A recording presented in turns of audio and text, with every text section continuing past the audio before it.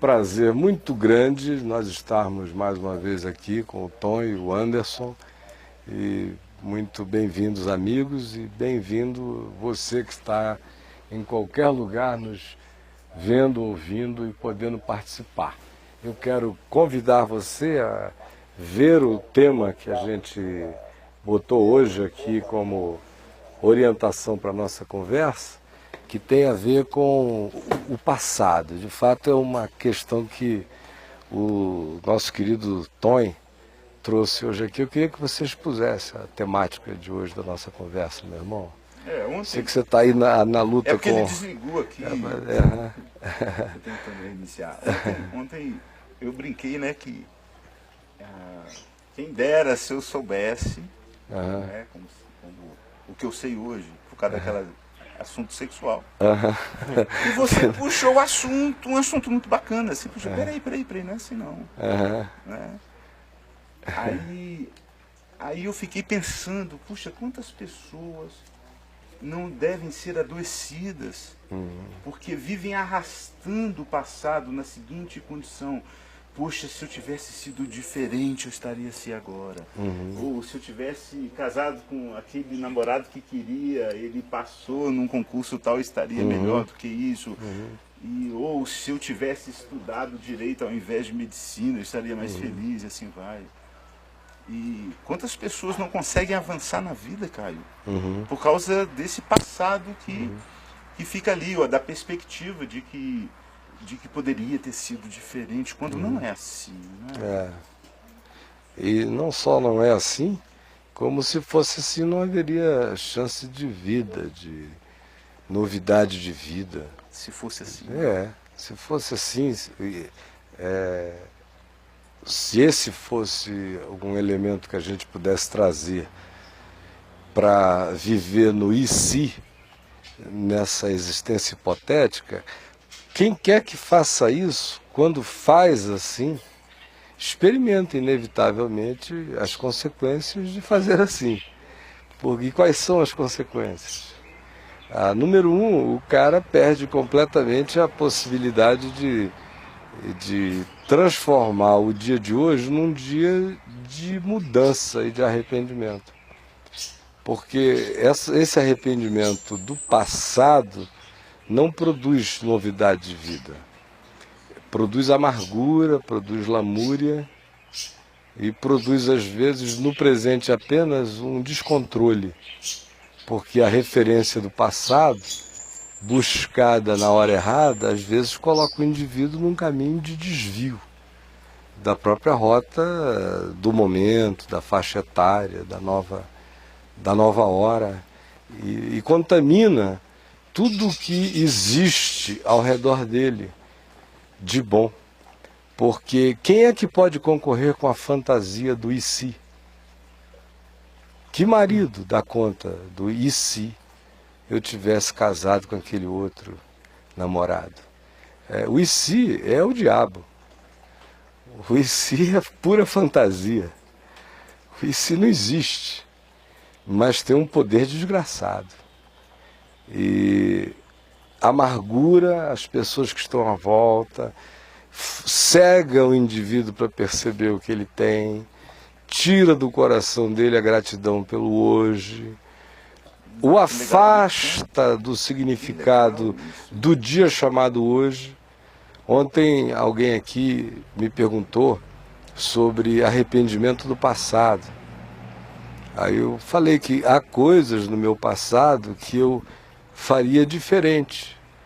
Mas eu não me arrependo do passado porque não adianta. O único arrependimento que adianta é no dia chamado hoje. É agora. Neste dia. Só que a maioria das pessoas fica no e se em relação ao passado e não pega a energia espiritual para tomar as decisões que podem mudar a vida hoje. No único dia possível de ser vivido, mexido, transformado, que é esse instante, é esse agora, é esse dia chamado hoje. Então o passado, na realidade, é aquilo em razão do que a maioria das pessoas vivem. há uns 15 anos atrás, mais ou menos, eu li uma pesquisa que dava conta de que 70% das pessoas, aliás, a maior parte das pessoas gastavam cerca de 70% da energia delas, na média, pensando no passado, arrependendo-se do passado, brigando consigo mesmas em relação ao seu passado, ou com saudade do passado, ou lamentando o que quase foi e não se tornou, ou gemendo por burrices, supostas burrices. Meu Deus, eu devia ter pegado aquela trilha e não peguei aquela trilha. Aí as conjecturas do e se eu tivesse ido, talvez hoje eu não estivesse assim, aí vai dando raiva de si mesmo, raiva de quem convidou para vir para cá, raiva de tudo. Então, 70% da energia a maioria das pessoas investem no e se. Aproximadamente, apenas 5% no que seja projeto para futuro e 20% são contingenciados para lidar com as coisas inevitáveis do presente. A gente tem que lidar com isso, então é aquela energia de rabo de lagartixa cortado, cheio de trimelique e só isso, né? E 5% de projeção, de projeto para o futuro. Mas os 25% gastos no presente é tarefa de apagamento de incêndio, de angústias e aflições das emergências. E a energia que sobraria para ser produtivo hoje, construtivo agora, ser prospectivo no que eu estou fazendo hoje em relação ao que pode ser amanhã, nas duas únicas dimensões de tempo, de existência que eu tenho para viver, que é o dia chamado hoje, e o amanhã que não é, mas se o hoje for bem vivido, ele chegará. Mas ficamos todos nós investindo a maior parte da nossa energia nas considerações do passado. E eu gostei quando eu li aquela entrevista há uns 15 anos, aquela estatística há uns 15 anos atrás, porque eu praticava isso assim de uma maneira involuntária, não pré-determinada, não pensada. E às vezes que alguém dizia, mas poxa, você lida com as coisas do passado de uma maneira muito diferente, porque você faz as avaliações críticas e às vezes até meio perversas contra mim mesmo. Eu sou o pior crítico que eu tenho, sou eu. E aí eu sou horrível como crítico de mim mesmo. E aí, mas ao mesmo tempo, você não fica rodando em volta daquilo. Você constata, decide e vai.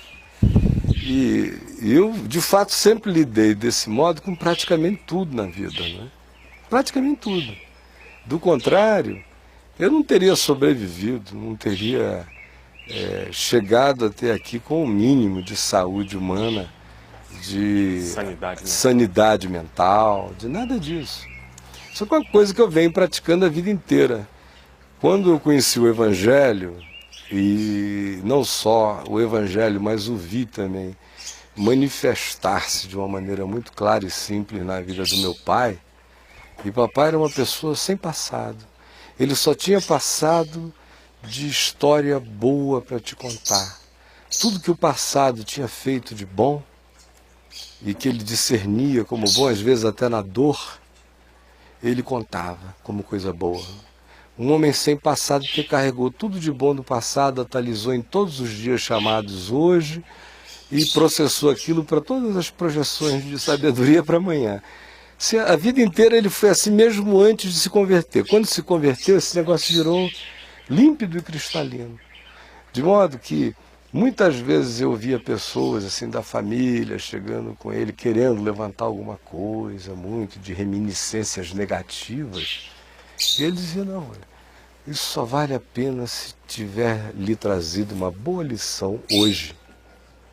Se não tiver lhe trazido nenhuma ainda, pense sozinho nisto e aproveite.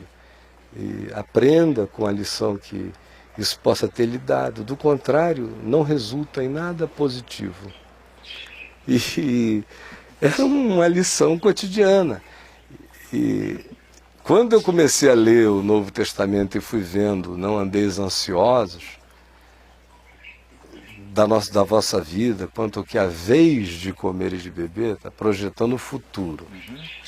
E aí a seguir você começa a ver as coisas do passado, que tem a ver com perdão. Perdoar o inimigo, perdoar sempre. Tem a ver com o passado.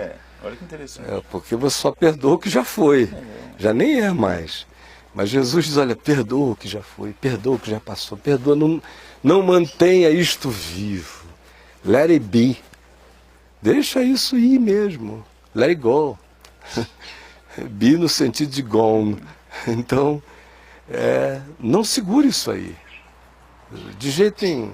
Aí você vê Paulo nas insistências da coisa toda, do dia de hoje, o chamado hoje em Hebreus, mais explicitamente vindo de Paulo, Filipenses, a coisa de deixando o que para trás fica, eu prossigo para o alvo, para o prêmio da soberana vocação. E aí ele faz aquele jogo entre o perfeito e o imperfeito, né? Ele diz, e não fique, usando as minhas palavras e não as dele, neurótico pela imperfeição. Porque nenhum de nós obteve a perfeição, embora todos nós já sejamos perfeitos. Em Cristo a gente já está aperfeiçoado. Então, no passado não cabe mais nada. Mas no teu presente cabe tudo. No teu futuro, mais ainda. Mas no passado, mais nada. Deixa isso para lá. Olha para o prêmio. Do passado, você tira só lições ou as lembranças da gratidão que atualizam a graça de Deus na sua vida todo dia. Mas ficar preso a ele é morte. Aí, você falou das doenças. Praticamente... Mas antes das doenças, deixa eu te fazer uma pergunta aqui. Ninguém melhor do que você para responder isso. Tomara. Você vai entender por quê. Como deixar certos passados para trás, sendo que o mundo todo fica o tempo todo te mostrando o seu passado? Pois é, aí vai depender de cada um, né? Olha que coisa horrível. Porque... a pessoa que fica debaixo das acusações eternas, sabe? Agora, fica também quem quer, não é? Fica quem para ficar, quem se deixa emaranhar e aprisionar por essa teia, e fica aquele que está no passado. Porque quem de fato está vivendo o dia chamado hoje e com projeto, pode até se incomodar com a incompreensão, a opressão, a perversidade, a falta de perdão ou a injustiça que aquilo é praticado, porque geralmente os seus piores críticos nunca foram afetados por nada seu. Eles, em geral, se solidarizam com qualquer um e qualquer coisa que reclame da sua existência, pela razão simples de que, não tendo ele o que dizer pessoalmente e não gostando ele de você por outras razões, ele se solidariza com um elemento antitético só para ter uma catapulta para vir em cima daquilo ali, o que gera interpretações de injustiça ainda cada vez mais perversas. Então, eu acho que durante muitos e muitos anos Deus foi me preparando para os piores dias da minha vida, que eu não sei se já foram os que eu experimentei ou se serão alguns que eu ainda venho experimentar. Para mim tanto faz, mas eu só tenho para contar o que eu tenho para contar. Eu não faço nenhuma projeção negativa para nenhum futuro, de nenhuma natureza. Eu não espero nenhum mal. Nenhum. Eu peço todo dia, livra-nos do mal, eu creio nele, no Senhor, que me livra do mal. Então não faria sentido eu dizer livra-me do mal e ficar apavorado, paranoico com o mal que pode estar no meu futuro. Não. Porque você está pego ao passado do mal. Então eu não estou em lugar nenhum, não tem mal em mim. Isso tem a ver com remir o tempo, porque os dias são maus. São né? maus. Buscar as melhores lições, as melhores conexões com o passado, para daqui para frente poder estar de pé, porque quem não está de pé não consegue andar. E há muita gente prostrada, abatida por conta das marcas, das prisões, arapucas do passado. E o hoje acaba virando um nada, porque passa e você não conseguiu produzir, não conseguiu dar passos consequentes um atrás do outro. Você sabe, Anderson, que eu entrei no meio daquela confusão em 98, pesando 125 quilos, mais ou menos. Que isso, cara. Você tá mais gordo que eu. Hã? Você estava mais gordo que Eu devia estar. Mais pesado. E olha que eu já vinha fazendo exercícios de novo, fazia 1 ano e meio. Fazia 2.000, 3.000 abdominais por dia. Fazia muita coisa assim para ver se eu perdia peso. Eu botei muitas esteiras dessas poderosas para andar até suar. Gostava de e correr. Assim. Não, eu estava com propensão a engordar desde 21 anos, 22 anos de idade. Eu fui magro a vida inteira, não tinha nenhuma vocação assim para engordar, aparentemente. De repente, pá. Mas é um outro assunto, talvez a gente pudesse até falar disso um outro dia, como a cabeça pode mexer com o sistema todo. Mas o fato é que eu engordei e fui a 125 quilos. Quando chegamos no mês de fevereiro de 99, foi entre o dia 15 de novembro de 98 e fevereiro de 99, eu já tinha perdido 40. Assim, sem fazer nada. Tinha fome, fechou tudo, só dor, e eu dizendo, se eu ficar parado aqui eu vou morrer. Aí ó, mar, ar, água, chão, terra, céu azul, natureza, Jesus, o mundo inteiro parece me odiar, mas eu vou para aquilo que eu sei que me trata com realidade, que é a natureza. A natureza é a natureza. Eu vou tirar os pés do sapato e vou pisar na terra, e vou rolar na areia, e vou nadar em água gelada, e vou pegar a soca das ondas, e vou fazer o possível para sentir meu corpo, minha vida, me energizar das coisas que tu criaste, mas eu não vou ficar num quarto escuro recebendo cacetada e me deprimindo em nenhuma morte de inferno, embora a minha vontade fosse desistir de tudo, mas eu não vou, em teu nome eu não vou. Eu não vou entregar os pontos de jeito nenhum. E me neguei aos quartos escuros, me neguei a ficar naqueles relacionamentos viciados. Se negou, né? Me neguei. Assim, todo mundo que eu sabia que só vinha a mim para querer falar deste assunto, eu não recebi mais de 1 ano. Todo mundo. Porque eu não precisava de conversa sobre tema nenhum do passado. Não tinha ninguém mais atualizado sobre o passado do que eu. Ninguém mais crítico sobre aquilo em relação a mim mesmo do que eu. E não havia, sinceramente, ninguém com mais lucidez para dar cacete em si próprio do que eu em relação àquilo ali. Eu não tinha perdido a consciência em momento nenhum.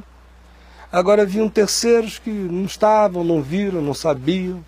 Estavam sendo informados por ficções jornalescas e não por realidades, e você perdeu um tempo, um desgaste de energia com explicações que eles não podiam nem pedir. Os que vinham com misericórdia verdadeira te ajudavam? Não precisa, com misericórdia doída, não. Não, verdadeira. Porque não mesmo, tinha acontecido nada entre eu e eles. Então vem assim com aquela lamúria de amigos de Jó. Me respeita, meu irmão. Tem um homem em pé na tua frente, ou está aqui, se te está doendo, mas está te olhando como um homem. Então respeita. Eu só tipo quero ser né? tratado como eu trato tipo, todo mundo. É o melhor tipo de misericórdia, né, cara? É claro. O aí respeito, você vem olhar, né? tipo aquele olhar de casa funerária para você. Então, sinceramente, eu me protegi dos abutres, mesmo dos piedosos. Dos piedosos. Isso. Porque os perversos já deixam claro o que são. Mas esses que vêm piegas, meu Deus, esse pessoal tem poder de infiltrar muita coisa ruim no coração de uma pessoa que está quebrada, ao invés de tentativas de soerguê-la, né? Então, esse pessoal eu deixei de lado. Mas quando eu voltei para o Brasil no final de 99, eu criei um e-mail que eu nem percebi que o nome dele de fato, para quem estivesse com a cabeça evangélica, poderia soar de outra forma. Como é que eu... Como eu sou D'Araújo, e o meu sobrenome de Araújo, e o primeiro nome é Caio, e eu fui lá abrir, não me lembro se era no Hotmail ou no Yahoo, numa coisa dessa, e todos os Caios que eu botava já estavam ocupados, não dava para abrir, eu estava assim meio impaciente, querendo mandar alguma coisa para alguém, era só para enviar. Eu peguei e botei Decaio, @ não sei o que, aí passou. Decaio. Só que soava Decaio, para aquele monte de evangélicos. Aí eu não me dei conta disso, né? Não me dei conta disso, e começaram a pedir o meu e-mail, e eu já escreve aqui para Decaio, não sei o que e tal. Aí daqui a pouco fizeram um e-mail circular, um mês e pouco depois, eu estava recebendo aí, cheguei dias, naquele tempo que não tinha nem banda larga de internet, era discado, caía, era uma miséria para baixar aqueles e-mails. Porque, meu amigo, 4, 5, 7 mil e-mails, você chegava ali, aquela coisa que era uma loucura. E o dia inteiro baixando. Eu botava um rapaz lá tentando baixar, ele não aguentava. Quando já estava assim, chegando em não sei quanto, aí caía a linha. Aí recomeçava tudo de novo, era um horror. Era um tormento. E a quantidade de e-mails que eu recebia de pessoas dizendo: o senhor acabou de cair e ainda abre um e-mail para si chamando Decaio? Eu falei, bem-vindo ao mundo evangélico. É isso mesmo, o mundo evangélico é isto. Aí, mas esse pessoal, eu matei o e-mail e tal, e quando começou o site, e que vinha, primeiro ano, 2013, aquela legião de e-mails abutrianos o tempo todo, depois foi invertendo, mas o primeiro ano foi um horror. Você sabia que teria que ser assim, iria inverter? Não, ou eu te não pegou estava de nem impacto? aí, meu irmão, eu estava escrevendo para quem queria. Para quem não queria, eu não entendi o que iam fazer lá. Porque eu nunca visitei o site do Macedo. Nunca visitei o site da Renascer. Nunca fui, não sei nem se o Silas tem um site. Eu não tenho interesse, eu sei como as coisas são. Então, o que eu vou fazer lá? Vou ver se está falando mais heresia? Se tá, o que ele está fazendo? Não é o caso. Pelos seus frutos os conhecereis, não é? Pelos seus sites. Mas o pessoal não queria admitir que estavam querendo ir lá e ficavam culpados dos sentimentos hostis que tinham, não conseguiam deixá-los de ter por razões diversas, e nem conseguiam deixar de ir por razões também diversas. E em indo, não conseguiam não te escrever, também por razões diversas, e te agredir pelas mesmas diversas razões. Então é tudo tão bandeiroso, e em geral o indivíduo estava falando era dele mesmo. Porque aí eu abro um parêntese aqui para dizer uma coisa. No mês de janeiro de 1999, portanto eu já estava separado há quase um ano, a mãe dos meus filhos chegou nos Estados Unidos, lá na nossa casa, e com todas as mágoas dela naquele momento, né? Hoje, graças ao Senhor Jesus, tudo isso passou há muito tempo mesmo, e nós somos muito amigos, mas a mágoa estava muito viva. Apesar da mágoa, eu achei isso fascinante, porque a mágoa com a qual ela estava, para mim, foi o validador, o legitimador do significado espiritual do sonho que ela me contou. Ela dormiu a primeira noite, no dia seguinte eu tinha acordado cedo, estava lá embaixo me preparando para fazer alguma coisa, ela desceu e antes de eu sair ela falou assim: olha, eu queria te contar um sonho que eu tive essa noite, muito forte com você. E ela estava chocada com o sonho. Ela disse que sonhou que ela estava com duas filhas do nosso coração que moraram na nossa casa, que são amadas de verdade por todos nós na família, a Silvia e a Cíntia. Ela sonhou que estava com a Silvia e a Cíntia numa praça da Europa, porque a Silvia e a Cíntia viajaram comigo e com ela para a Europa uma vez. Eu ganhei acho que umas 7 passagens da Itaú Turismo assim gratuitas, e eu levei alguns amigos comigo para essa viagem, uns 15 dias na Europa. Eu acho que isso ficou colado na mente dela, e a Silvia e a Cíntia representavam e representam muita coisa no coração de todos nós na nossa casa. E ela sonhou que estava com a Silvia e a Cíntia numa praça da Europa, quando de repente, de um daqueles túneis de um prédio antigo, europeu, secular, estilo um Louvre, assim, com aqueles arcos, ou um Coliseu, que é uma coisa mais antiga, ela me via saindo. Primeiro saía de dentro desse túnel um pelotão. Um pelotão marchando solenemente, com toda a gala. Atrás ela olhava, vinha eu. O primeiro eu que ela via era eu com 18 anos. Magro, todo musculoso, cabelo grande e tal. O segundo eu era eu enorme. Ela disse: foi você como você viveu a maior parte do seu ministério, com aquele rosto, aquele desenho. Só que você era muito mais alto do que você antes. Você estava enorme. E eu olhava no seu rosto e eu via um espelho. De modo que quem quer que olhasse para você, você olhava assim. Quem quer que olhasse para você, via a si mesmo, mas não te via. Aí, atrás desse você imenso, vinha você um pouco menor, como você está agora, está hoje. Depois vinha um outro você, um pouquinho maior do que você está agora, só que muito mais forte do que você está agora. E por último vinha você idoso, que parecia até com seu pai, exceto pelo fato de que ele usava muletas e eu nunca usei. Ela disse: eu olhava, via você idoso, e via o rosto dele, e me dava uma sensação de sabedoria. E aí vocês 5 foram colocados num paredão, e o pelotão armou-se de cá para fuzilar vocês. Quando você, hoje, você de agora, levantou a mão para o céu e jurou algo, disse algo solenemente aos céus que eu não conseguia ouvir. Parecia uma língua estranha, mas era um pacto. Eu sabia que era uma solenidade de tremer tudo entre você e Deus.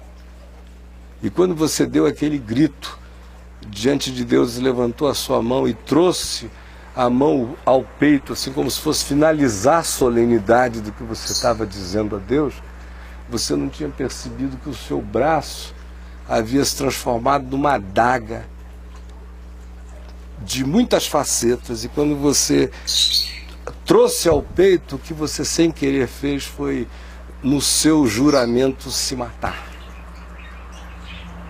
E você caía morto ali no meio. E quando você caiu morto, a multidão começou a gritar e a dizer: não, não, não, não mata.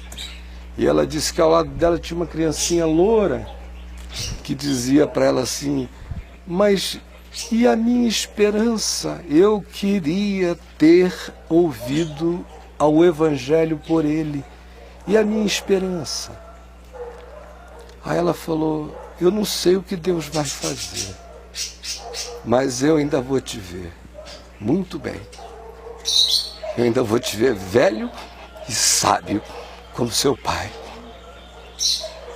Mas voltando a esse sonho, que não está aqui por acaso, eu queria falar do fato de que ela não podia ter sido mais precisa. De que naquele tempo inteiro, o pessoal acha que foi o tempo glorioso do ministério, eles não se enxergaram, eles de fato não me viam. Eu era só uma projeção.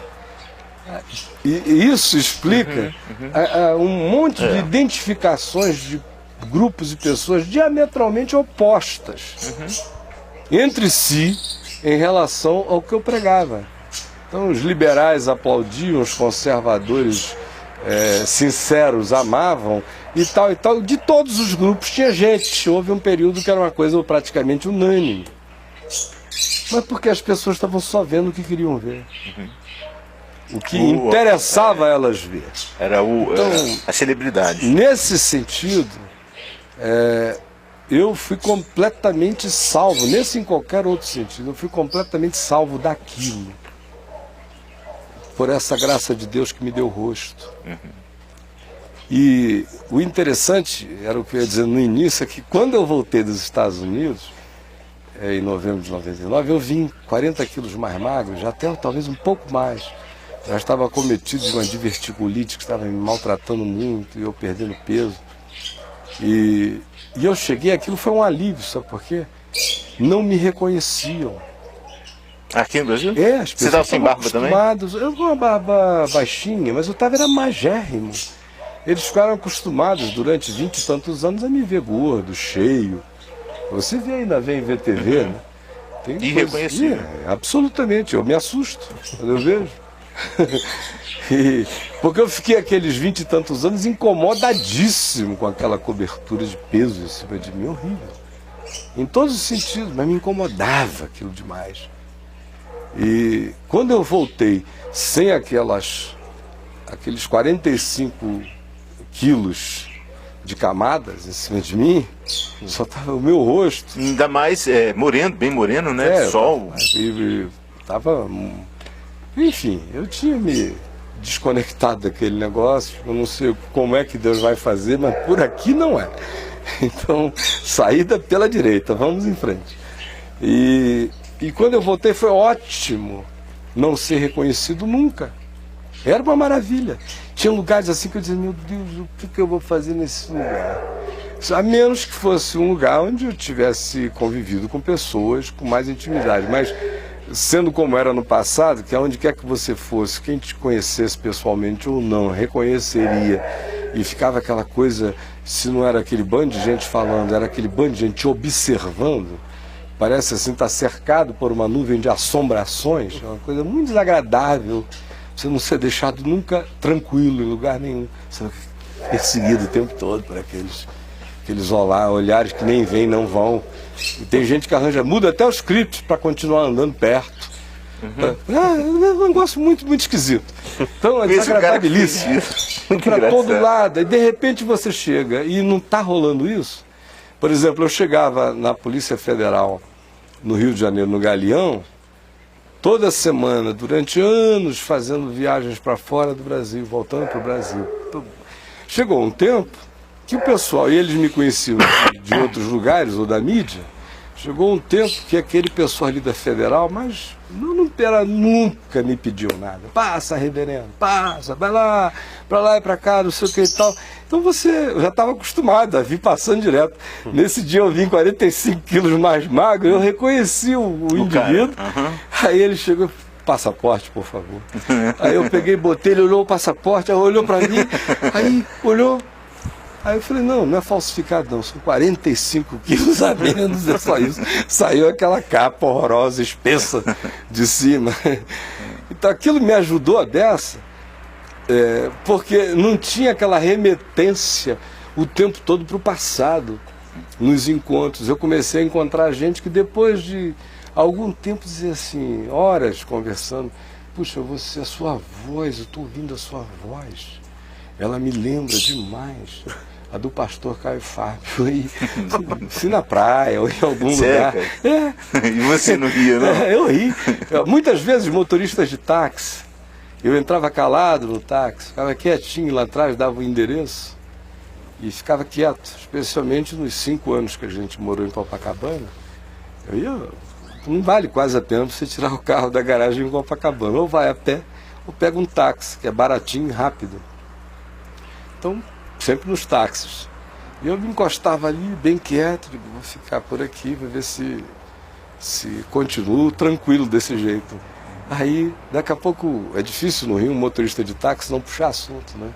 Ou não começar a dar ideia, ou fazer críticas do governo, ou falar de mulher, ou não sei o quê.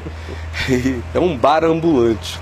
Aí, daqui a pouco, ele estava lá na maior conversaria comigo, falando, eu aqui, desviando do retrovisor dele, isso mesmo, sim, senhor. O chapéu também? E tal, às vezes, o chapéuzinho. Aí ele, óculos escuros, quietinho. Aí daqui a pouco o indivíduo diz assim, interessante, sabe que a sua voz me lembra a de uma pessoa que eu já conhecia, aliás, não sei nem onde anda. Pastor Caio Fábio. Já lhe falaram que o senhor lembra o pastor Caio Fábio? Aí eu dizia, já me falaram. Já me falaram muitas vezes, por sinal.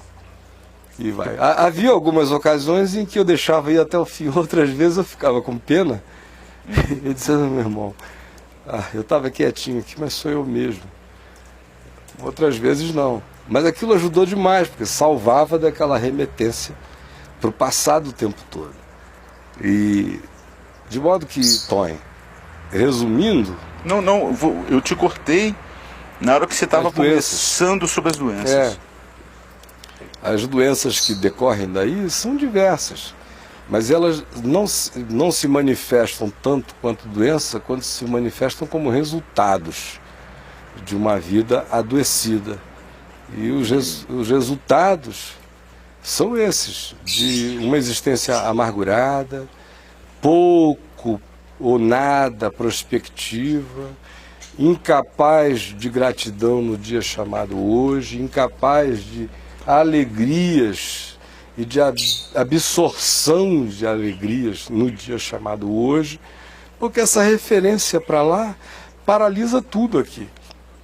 É interessante, e lá no site eu já escrevi mais de uma vez sobre isso, que em Romanos, no capítulo 8, quando Paulo fala das coisas que não podem nos separar do amor de Cristo, o amor de Deus que está em Cristo Jesus, ele menciona todas as dimensões, coisas presentes, coisas por vir, coisas acima, coisas de baixo, coisas visíveis e invisíveis, homens, principados, potestades ou qualquer criatura de qualquer natureza, mundo ou dimensão, não podem nos separar do amor de Deus que está em Cristo Jesus, mas ele não menciona o passado. Porque se tem uma coisa que pode nos separar do amor de Deus e da experiência do amor de Deus, sobretudo é o passado. Que isso, cara? Coisa pesada. O passado pode. Não nos separa do amor de Deus, mas nos separa da experiência do amor de Deus, que só se manifesta no dia chamado hoje. E só se manifesta em quem tem um coração grato. E quem tem um coração grato, perdoa. Perdoa qualquer passado, de si mesmo ou de qualquer um. Pronto, isso é muito de si mesmo ou de qualquer um. E de modo, meu irmão, que ficar agarrado ao passado é decretar a sua impotência e total impossibilidade de usufruir a bondade de Deus no dia de hoje e de trazer para o dia de hoje uma vontade de vida para si e para os outros. Tem uma pessoa muito próxima a mim que não consegue perdoar a si mesma de jeito nenhum e sofre horrivelmente por causa disso. E também não consegue perdoar o pai dela e sofre horrivelmente por causa disso. Será que uma coisa está ligada à outra? A si mesma e ao pai? Por exemplo, ela não consegue perdoar a si mesma porque não consegue perdoar o pai. Claro. Provavelmente sim, quase certamente sim. De coisas do passado, que está preso. E lá no fundo a pessoa sabe que isso não é só injusto, quanto é totalmente idiota. De modo que se ela perdoar o pai, ela vai ter que perdoar a si mesma. Se perdoar a si mesma, vai ter que perdoar o pai. Para não perdoar o pai, não perdoa a si mesma. Para poder ter o direito de continuar coerentemente não perdoando ao pai. Para ser justa e correta. É quando o justicismo é mais importante do que a vida. E é o que quase todo mundo faz o tempo todo. Eles ficam assim, às vezes, em nome da justiça, do direito e da verdade, faz-se muitas coisas diabólicas contra o próprio ser. Mas eu tenho o direito. Mas e daí, meu irmão? A idiotice é tão grande quanto aquele cara que vê um outro vindo na contramão contra o carro dele, mas como ele está na mão dele, no direito dele, ele aceita levar uma trombada de frente, porque o direito é dele. Eu não quero saber se é o meu direito, eu não quero ser trombado. Passa, rapaz. Porque o meu problema não é a estrada, é o meu caminho. Sim, a estrada é de todo mundo, tem gente boa e gente doida na estrada, o caminho é só meu. E eu, quando vou para o lado de cá, para o outro passar e eu não bater nele, eu estou fazendo isso porque eu não me desviei do meu caminho. Porque se eu ficar fixo na estrada, eu vou ser desviado do meu caminho por causa da minha fixidez de compromissos com essa estrada burra. Burra. Do direitinho, do certinho, do justinho, da minha verdade, do que eu sei que aconteceu, e daí? Eu estou interessado em prêmios de justiça passada ou estou interessado em comer, beber e viver em paz hoje? O que me remunera? O meu passado ou é o meu presente? O que me acalenta? O meu passado ou é o meu presente? De onde é que procede a minha vida? Do meu passado ou das decisões do agora? Desse momento. E quem sou eu? Eu sou o meu passado ou eu sou hoje quem eu sou? Ora, se eu fosse viver falando do passado, eu tive um ano mal na minha vida, 2 anos maus na minha vida, contra um monte de anos maravilhosos. O meu passado é maravilhoso, é esplendoroso. Era tão bom que eu me lembro que a mãe dos meus filhos, aí por volta da no final da década de 80 e tudo mais, especialmente início da década de 90, tudo estava tão arrumado, sempre esteve, a vida inteira, tudo tão harmônico, que eu me lembro dela dizendo: você sabe que eu fico conversando com as pessoas, é todo mundo com tanto problema, que eu fico até com medo. Porque nós já estamos aqui com os filhos crescidos praticamente todos, e a gente nunca teve nenhum problema, não temos nada para reportar. Nenhuma doença, nenhuma enfermidade, nenhuma calamidade, não temos nada. Aí eu digo, pelo amor de Deus, então seja grata. Que expectativa contrária é essa? Nenhuma expectativa. Não precisa dar ideia então para nada, vamos viver tá bom demais gratidão. Verdade, né? O dia chamado hoje, né? Depois, meu amigo, toda vez que o pau cantava sem parar, um verdadeiro rap, o rap, aí depois deu aquelas intervaladas, aí depois dava uma intervalada, e eu não incluo a morte do meu filho Lucas nessas coisas, porque a morte do meu filho Lucas foi a morte do meu filho Lucas. Ninguém o matou, nem ele se matou, não foi nada, foi um acidente. Agora, eu estou falando, são daquelas coisas que você decide fazer e tem que viver com as consequências. E então, quando ela falava isso, eu não pensava. Por exemplo, lá no Congresso da Vinde, eu acho que de 1994, o reverendo Samuel Doctorian, que eu já conheço desde garoto na fé, desde antes de eu me converter, 15 dias, foi quando eu cumprimentei a primeira vez, depois ele voltou a Manaus uns 3, 4 meses, sei lá, período curto, logo depois da minha conversão, e aí foi quando eu comecei a conversar com ele, e fomos ficando amigos, ele já era amigo do meu pai.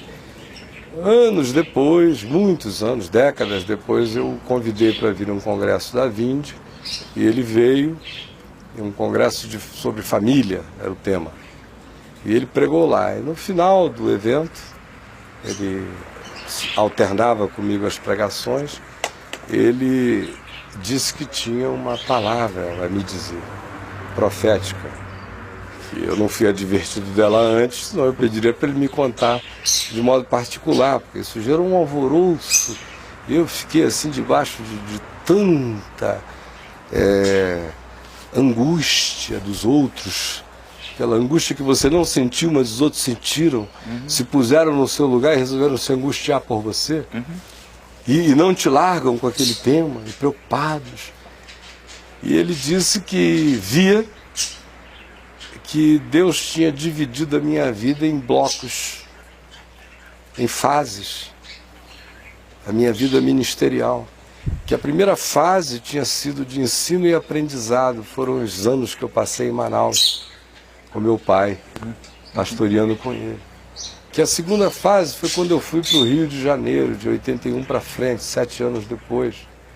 E e que tinha vivido aquele período de unanimidade nacional até o início da década de 90 e tal. Aí depois era uma fase de muita glória humana, ele disse.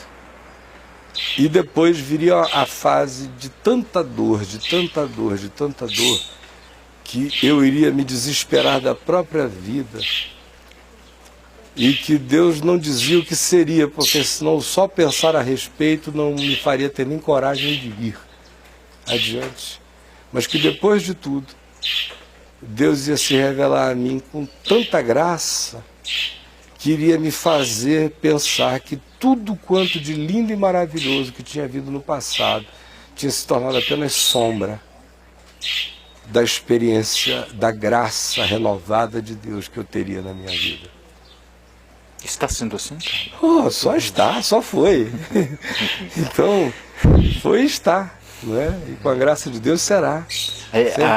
Essa graça renovada, ela te dá ela te dá uma alegria diferente, melhor do que a primeira graça que você tinha. A primeira graça era muito para os outros. Porque eu era muito jovem quando eu me converti com muita seriedade. Eu já tinha brincado muito.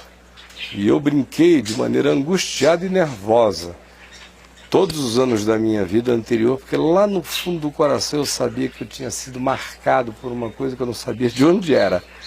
E talvez por isso eu tenha me angustiado tanto, a ponto de chegar aos 18 anos querendo morrer, porque era uma fuga, um estado de alma de Jonas, em fuga, em luta, até que veio aquela vitória do amor de Deus na minha vida. E eu falei, estou aqui, chega de brincar, vamos para as cabeças, agora é hora, jogo é jogo, treino é treino, vamos, chegou a hora do sério.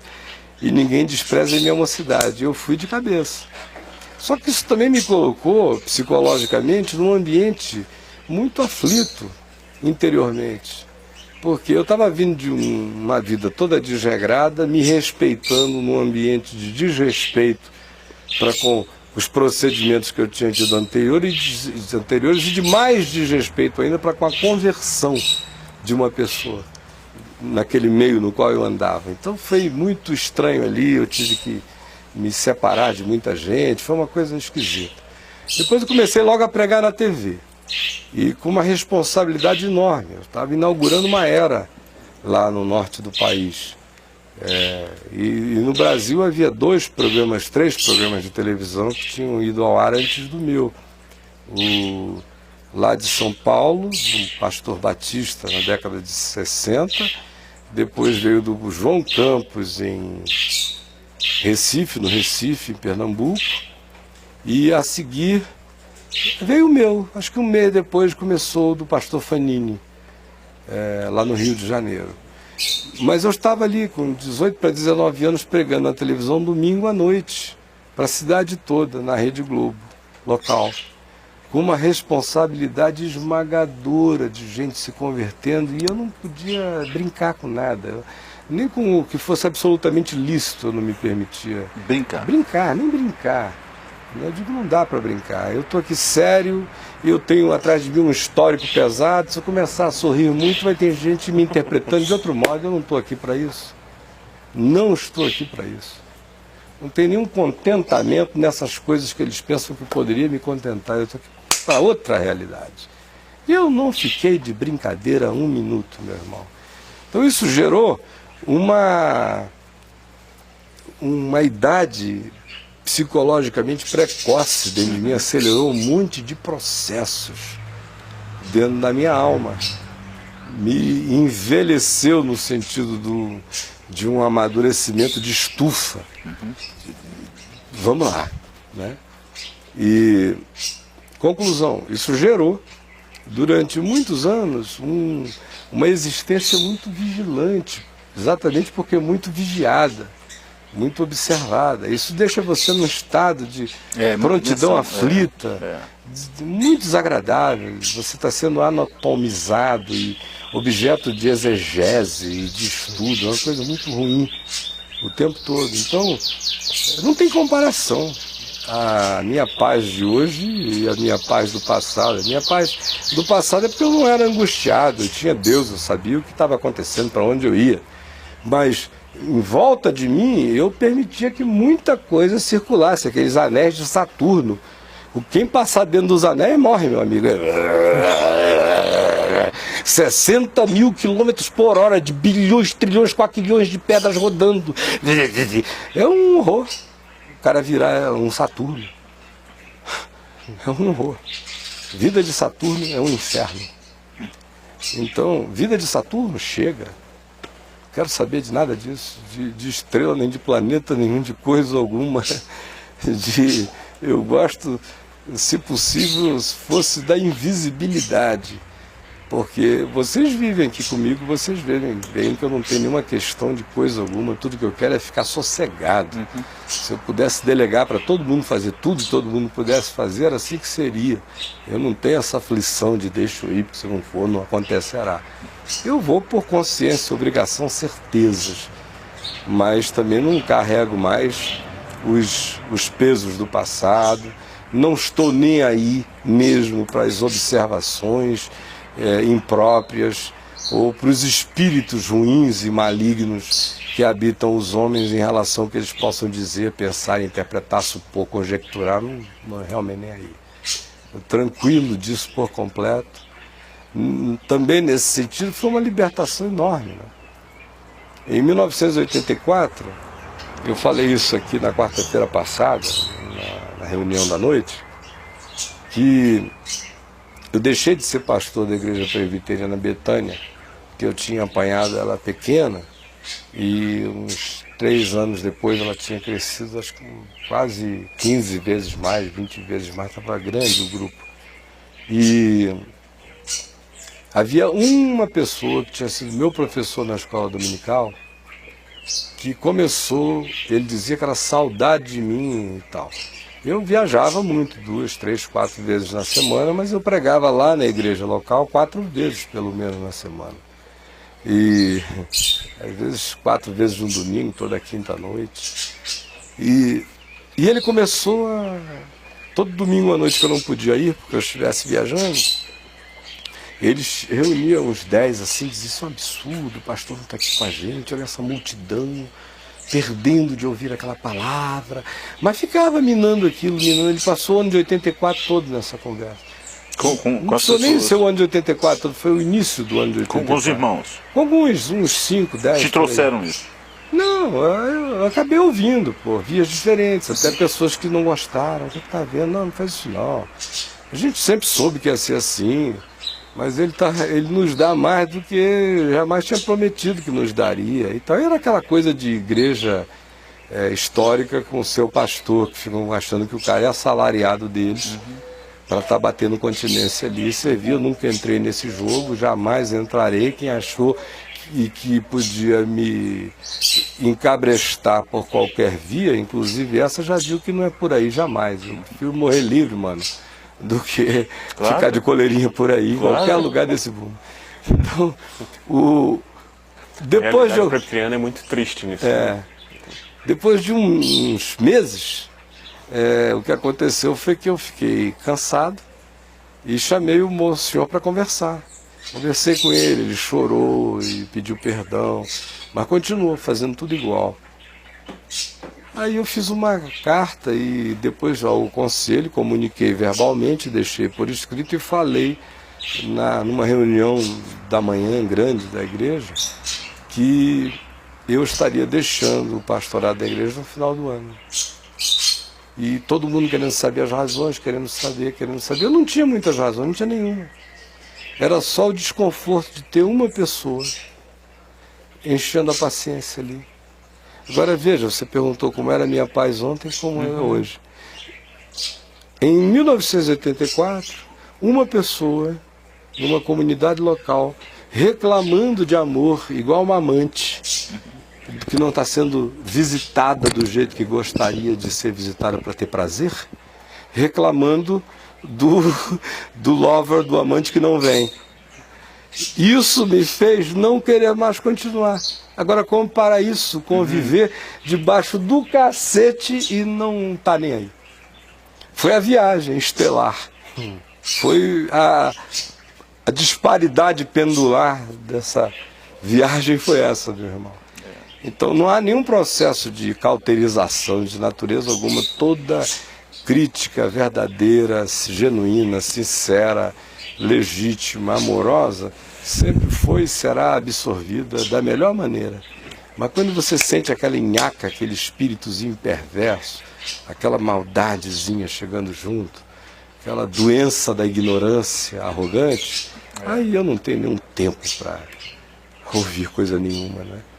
E eu acho que a moçada já deve ter percebido que é assim, porque mesmo os mais agressivos nesse processo todo ficaram para lá, né?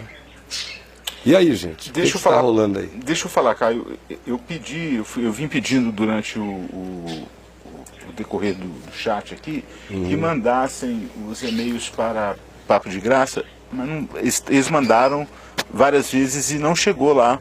Ah, é? Eu não quis interromper para falar, mas deve ter alguma pergunta por aqui, eles devem estar loucos aqui de saber isso agora. É? Mas não é culpa nossa, deve ter acontecido alguma coisa, eu vou falar para os irmãos. Mas tem uma pergunta aqui, o seguinte: esse passado que se atrela a alguém de tal forma que lhe cause depressão e possa inclusive cometer suicídio? Claro, uma pessoa sem consistência ou que esteja num momento extremamente frágil e tangido, tocado por muitas angústias, é capaz de qualquer coisa, meu irmão. Por quê? Não, porque a pergunta aqui. Sim. Ela é capaz de... Pois é, Caio, você foi forte para isso, mas tem aquele que é fraco e não consegue. Eu creio que eu não fui forte coisa alguma, eu creio que o Senhor é que me fortaleceu mesmo. Mas eu tenho convicção acerca do que a palavra de Deus diz, quanto ao fato de que não nos virá nem tentação, nem tribulação, nem coisa alguma, que seja sobre-humana, mas Deus, juntamente com a tentação, nos capacita, nos dá força para que a gente possa suportá-la. Então, junto com toda a tentação, vem um livramento equivalente. A gente só não enxerga muitas vezes porque não quer, porque já está seduzido pela tentação que só nasceu da nossa cobiça.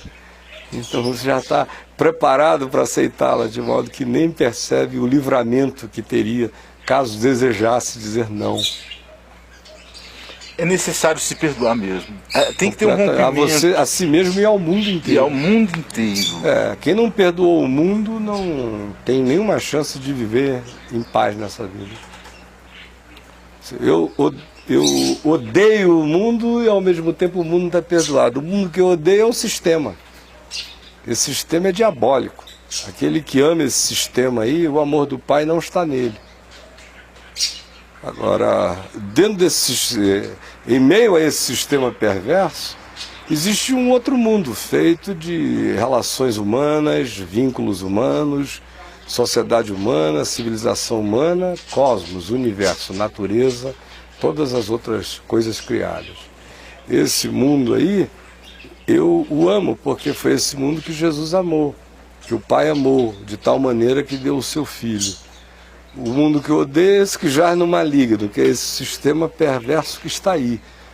Agora, para mim, o mundo feito de gente está todo perdoado, conquanto eu continue fazendo observações críticas. Mas a observação crítica não tem nada a ver com o não perdão, tem a ver com o desejo de ver mudança. Claro. De modo que é beijo na boca. Tem gente que fica me falando aí, você não gosta mais da igreja evangélica, não sei o que. Eu gosto tanto quanto gostava, com 18 anos de idade. Eu nunca fui apaixonado pela igreja evangélica. Eu sempre suportei a igreja evangélica. Eu achava ela feia, brega, mal-educada, inculta, burra beça, sem vontade de pensar, traiçoeira. Isso nos bons tempos ainda, antes de chegar nesse negócio já aqui. Eu estou falando quando eu tinha 18 para 19 anos. Eu entrei apesar de tudo. Eu fui criado ouvindo histórias, de um modo ou de outro. Então, nunca fui apaixonado por ela. Nunca fui. Então, eu continuo exatamente igual, só que depois de 30, quase 40 anos, assim, conscientes, pregando o Evangelho, hoje, quando eu digo hoje, é desde que eu tomei as decisões que eu tomei em relação à igreja evangélica, eu as tomei também com consciência de que o único modo de ajudar, de alguma forma, a igreja evangélica era não sendo mais um evangélico dentro dela. Porque se eu ficasse como um evangélico dentro dela, eu estaria confirmando, afirmando, legitimando, de maneira absolutamente incoerente, todas as denúncias que eu faço, não de agora, neste site aqui, que só está repetindo o que eu disse a vida inteira. Estão as fitas lá, ué. O que eu disse a vida inteira, não tem nada novo aqui. Seria cúmplice, né? Então, só que antes... Eu achei muito bacana te ouvir, gordo. Antes, eu podia dizer essas coisas, sabe por quê? Porque eu era de dentro. Então, ele está descendo o cacete, mas é um dos nossos, é um profeta da casa de Israel. Agora, se você chega e fica do lado de fora e fala a mesma palavra do Senhor e diz, eu não faço mais parte da casa de Israel, mas eu estou falando em nome do Senhor.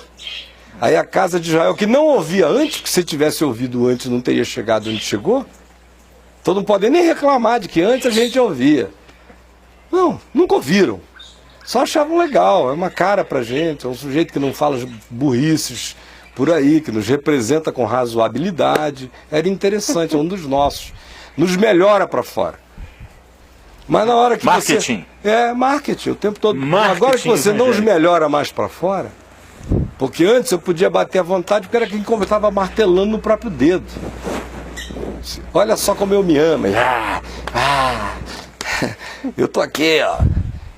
Tô falando isso, mas está doendo em mim também. É claro que se não doesse mais nada em mim, eu já não dizia mais nada. É quando você não sente mais nada, o que impera é o silêncio. Então, toda vez que eu falo ali de igreja evangélica, é uma fala de amor. Eu percebo. De amor. Só não percebe quem não quer, porque é amor. Quem quer perder tempo. Eu sei. Com a igreja evangélica como eu ainda perco na vida. Quem iria? Mas é uma incapacidade de reconhecer os significados impressionantes. Eu não faço outra coisa a não ser tentar ajudar a igreja evangélica até hoje. Isso lembra muito assim, a ação do Espírito de Deus no Velho Testamento, falando pelos profetas, né? Vai, tentando, até que chega um ponto, não dá mais, que vocês invalidaram minha aliança, e desse jeito eu não suporto mais vocês por causa disso. Chega, mesmo dizendo chega, tá por trás, apontando para o Messias, apontando para uma salvação. Se você quiser fazer uma experiência simples, leia nos profetas todos a quantidade de vezes, por exemplo, em que Deus diz através de Isaías, chega, não tem mais jeito. E aí, no capítulo seguinte, mas eu me arrependerei, e naqueles dias me voltarei, e não sei o que e tal. Aí logo a seguir diz, mas o meu povo não me quererá ouvir, aí cacete. Mas não para nunca de ir e voltar, é uma relação. A relação de Deus com Israel na Bíblia é de uma passionalidade complicadíssima. Muito.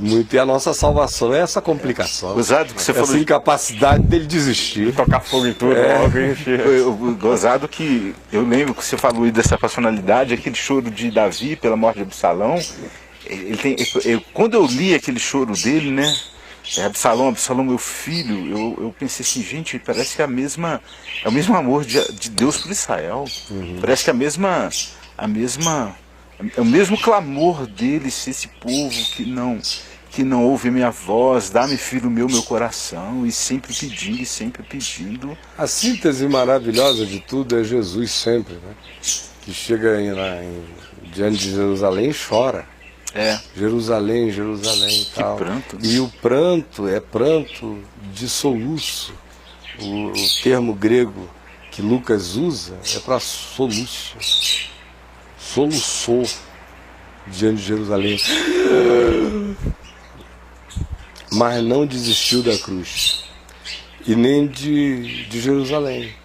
Isto agora te está oculto, até que venhais a dizer, bendito é aquele que vem em nome do Senhor. Então hoje não estão vendo e vão me matar. mas nem assim serão objeto da minha desistência. Vai chegar o dia em que eles ainda vão dizer: bem-vindo é aquele que vem, em nome do Senhor. Amém.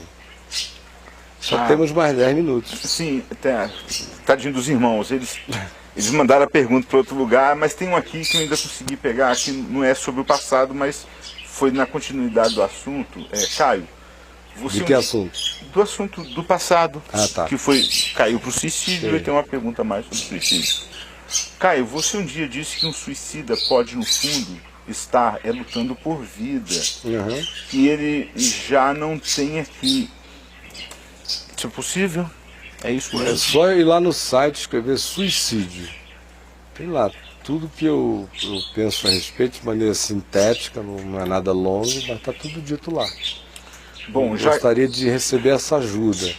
Se você for lá escrever suicídio, você vai saber tudo que eu penso a esse respeito. Tá. Continua na questão do passado ou tem...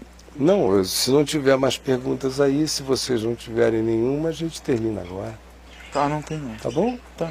Tá, então, porque hoje eu vou ter que pregar logo mais 1 hora e alguma coisa, e eu ando com a garganta meio cansada, de modo que, não havendo perguntas exatamente agora, a gente não precisa se alongar para além das 4h30, não é? Gente boa de Deus, um beijo a todos. E Anderson, antes que a gente conclua, você não quer orar por uma quantidade grande de pessoas que estão aí presas a passados, cultuando o passado, lambendo o passado, chocando o passado, pensando que é possível viver do passado e sem transformar nada disso em qualquer reflexão que seja útil a hoje, que melhore a vida agora, que faça o indivíduo assumir o caminho do arrependimento cotidiano, da metanoia, da mudança de mente, que só pode acontecer hoje. E porque eu tenho convicção que no dia em que as pessoas começarem a discernir isto, elas vão ver como os processos podem ser muito mais rápidos na vida de todo mundo. A gente perde um tempo horrível na existência com a âncora presa a esses passados da tristeza, da ingratidão, do molestamento, da infelicidade. Inclusive que a visão de Deus, a visão que a pessoa tem de Deus fica muito prejudicada, né? Essa visão que a gente não tem da vida dos outros, do passado, independente das circunstâncias, não é uma visão sarada e processada pelo perdão. Como é que eu vou desatrelar isso do Deus que deixou aquilo acontecer? Infecta tudo. Infecta tudo, né? Metástase para todo lado. E de repente o nosso coração não está aberto para Deus, porque a gente não consegue perdoar a Deus porque deixou aquilo acontecer na minha vida. Nem a Deus, nem a si mesmo, nem a vida, nem nada. Né? A maioria das pessoas não perdoa a Deus. É como se Deus estivesse pedindo perdão. Né?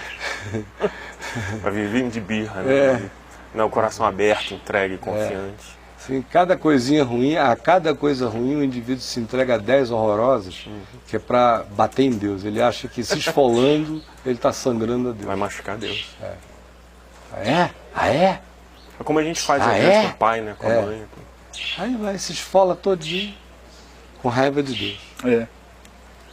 Tudo na idiotice, é por isso que Paulo não poupa nas definições dele.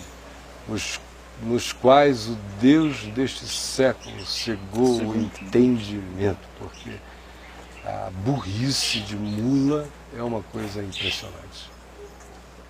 Vamos orar então? Amém. Paizinho, nós te agradecemos tanto, Pai, pela oportunidade de termos conversas tão boas, ó Pai, ouvindo tanta coisa maravilhosa, da ação direta e poderosa do Teu Espírito na vida do nosso irmão Caio e naquilo que o Senhor tem feito nesse país e 4 cantos desse planeta, porque o Senhor é livre para fazer tudo como te convém, como te apraz, no tempo do Senhor, segundo os mistérios que são do Teu conhecimento e que a gente não conhece. Mas nós queremos nos curvar, ó Pai, nos render à Tua forma de agir, para com tudo, para com a natureza, para com a vida, para com a história desse planeta, do universo, com nossa própria vida. Queremos estar sintonizados com aquilo que o Senhor já está fazendo desde muito tempo com cada um de nós que estamos unidos aqui no mesmo espírito, buscando termos essa comunhão, ó Pai, pelo site, pelo chat, pelos e-mails e aqui também presente, ó Pai. Sim, que o Senhor possa nos trazer a Tua luz, a Tua bondade possa ser abundante sobre nós. Não que ela de alguma forma não seja, mas a nossa consciência, a nossa percepção dela pode ser tão precária, tão apequenada, tão amarrada, Pai. Nós queremos Te rogar que o Senhor nos dê sensibilidade, nos dê olhos para enxergar além, ouvidos para escutar aquilo que deve ser escutado, um coração ensinável, ó Pai, um quebrantamento de alma, de sabermos que somos miseráveis pecadores, impuros, cheios de impurezas, mas é no Senhor que a gente encontra libertação, cura, restauração, possibilidade de um novo amanhã, de um novo futuro, de coisas muito melhores acontecendo na nossa vida, nas nossas famílias, nos nossos casamentos, como impacto benevolente do Senhor para os nossos filhos e filhas, ó Pai. Deus amado, rogamos que a Tua bondade seja espalhada sobre a face da terra, a começar de nós, ó Pai. Que possamos dar espaço e ouvido à Tua voz, à Tua condução, ao Teu pastoreio. Que eu possa fazer assim para com todos os nossos irmãos, irmãs, amigos que nos ouvem, ó Pai, pelo site, pela VMVTV. Deus amado, quebra os grilhões, quebra as barreiras, ó Pai. Se há alguma forma impura pela qual estejamos vendo a tudo e a todos, inclusive ao Senhor, nos perdoa, Pai. Nos perdoa por isso e dá-nos um colírio santo do alto, que venha nos dar uma visão mais renovada, mais pura, mais endireitada, ó Deus. Que o Senhor possa fazer com que essas marcas do passado, esses grilhões, esses pesos, não venham a ser mais tão determinantes no nosso comportamento, na nossa atitude, nos nossos pensamentos, nas nossas escolhas, tão autodestrutivas tantas vezes, ó Pai, como se de algum modo pudéssemos ofender ao Senhor até inconscientemente. Mas Te pedimos que o Senhor nos livre desses enganos todos, desses espíritos ruins que de forma tão sutil se aproveitam desses mecanismos da nossa fragilidade, ó Pai, e dos nossos medos e temores. Sara-nos a todos, ó Pai. Faz chover sobre nós a Tua chuva que nos cure, nos sacia a sede. Possamos beber de Ti a cada dia, comer do Teu pão a cada dia, depender do Senhor a cada dia e podermos ser obedientes, ó Pai. Fazer aquilo que se espera de nós, atitudes mínimas, comportamentos mínimos, ações, boas obras, estender a mão para ajudar e abençoar quem está do nosso lado. Se encontra em nós espíritos realmente voluntários e não de pessoas que ainda estão tão encalacradas com seus próprios problemas, que vivem orbitando como um cachorro correndo atrás do próprio rabo, mas que não sai do lugar, que não seja assim. Possamos quebrar, Pai, esses determinismos da nossa vida que nos colocam num buraco e não nos tiram dali, mas seja a Tua boa mão a nos estendendo, como nesse momento a gente percebe, Senhor, o Senhor sempre de mão estendida para nós, possamos segurar nela e sair desse buraco, em nome de Jesus. Que seja verdade para todos nós, em nome de Jesus. Amém. Amém. Gente boa de Deus, muito obrigado. Amanhã tem o programa? Amanhã eu vou poder informar a vocês se vai ser ao vivo ou não amanhã, só logo mais. Eu não tenho ainda esse dado, né? Eu tenho que ir ao Rio, ou amanhã ou sexta-feira, e domingo de manhã, o pessoal do Rio de Janeiro, eu vou estar pregando na Catedral Presbiteriana do Rio, na reunião da Escola Bíblica Dominical às 9 horas, uma classe conjunta, e depois de 10h15 em diante, na reunião maior da manhã. De modo que, se você puder estar lá, vai ser um prazer abraçar você. Na Rua Silva Jardim 23, na Praça Tiradentes, no centro do Rio de Janeiro, na frente do Teatro João Caetano. Então, se você puder passar lá, vai ser um prazer. Amanhã, provavelmente, estejamos ao vivo aqui. Se não estivermos, nós nos veremos ao vivo outra vez na quarta-feira que vem. Mas eu sugiro a você que dê uma chegadinha lá no site, porque eu avisarei se estaremos ou não ao vivo amanhã. Hoje à noite, a partir das 20 horas, 20h15, 20h20, nós começamos a transmitir ao vivo aqui de casa mesmo, uma reunião que nós fazemos todas as quartas-feiras, falando sobre o caminho do discípulo. Eu espero que, se você tiver tempo, participe conosco, tá bom? Obrigado, Tony. Que isso, Caio. Obrigado a toda a moçada que Amém. participou aí. Obrigado, meu querido amigo Anderson. Beijão. Deus nos guarde. Bye, bye. Tchau.